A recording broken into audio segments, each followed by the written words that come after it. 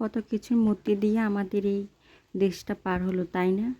আজ এই তো ফেনীতে শহীদ শ্রাবণ চত্বর দেখলাম। আসলে অনেক কিছু ত্যাগ তিতিক্ষার পরে আমাদের এই স্বাধীনতা। আজ সত্যি আমার ভাইদের শহীদের রক্ত বৃথা যায়নি, সেটা প্রমাণিত হলো আজ এই বাংলার মাটিতে আবারও। আসসালামু আলাইকুম, সবাই কেমন আছেন? আলহামদুলিল্লাহ, আমি ভালো আছি। অনেক দিন পরে আপনাদের সামনে আসলাম, আপনাদের সাথে একটি ব্লগ ভিডিও শেয়ার করছি। আসলে এতদিন মনও ভালো ছিল না, খারাপ ছিল যে দেশের এই পরিস্থিতিতে। আর হাজারো মায়ের বুক ফাটা কান্না, হাজারো বোনের চিৎকার নিয়ে আমাদের এই স্বাধীনতা। এই তো আজকে মা আমি দুজনে একটু ঘোরাঘুরি করলাম। ঘোরাঘুরি বলতে আম্মুর একটু ফেনীতে কাজ ছিল, তাই মা আমি দুজনে ফেনী আসলাম।